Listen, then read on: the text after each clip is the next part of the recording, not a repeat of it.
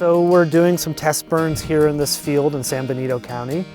We have some dead dry thatch in this field that we're burning with the Burnbot, and as you can see right where the dog is, it's made a nice little pathway, and it can kind of illustrate for you the potential of creating these black lines and treating, say, a grassland environment like this that, say, might be next to a housing development safely and with essentially no smoke either.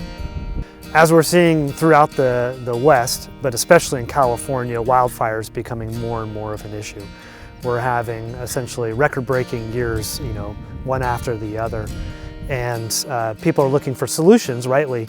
And one of the solutions that's out there, one of the tools in the toolbox that we can really scale up is the use of good fire or prescribed fire controlled burns. So one of the advantages that I see with the Burnbot is that it has a contained burn chamber that is moving along with the Burnbot and then extinguishing as it goes.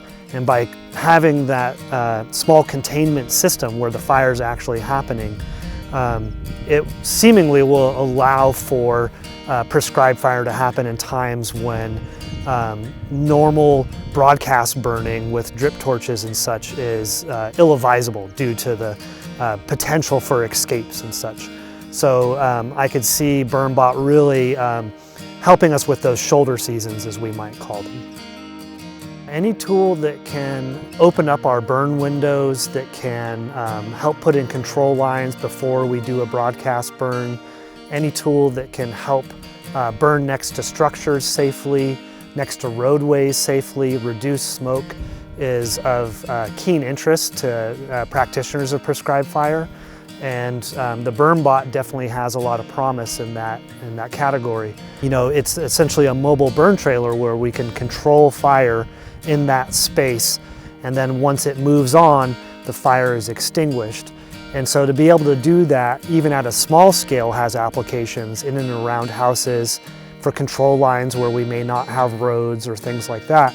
And the ability to capture smoke and limit how much smoke is put into the environment is also a really big one. There's a lot of known issues of smoke affecting roadways when it comes to prescribed burn. So being able to, say, burn out an area next to a roadway safely and know that smoke is not going to affect drivers as they're driving by is a big benefit. Or say being able to put in what we call a black line, a control line that's been burned ahead of the broadcast burn, say next to houses, is a really big benefit. The scale of what we're trying to address is, it's almost astronomical. And it's very daunting to those of us that work in this field. And really what we're trying to do mostly is build capacity. And so anything that can help us build capacity and scale up is of interest to fire practitioners. And I can definitely see the usefulness with the Burnbot. Like the Burnbot? Like the Burnbot? Huh? Oh, your breath stinks.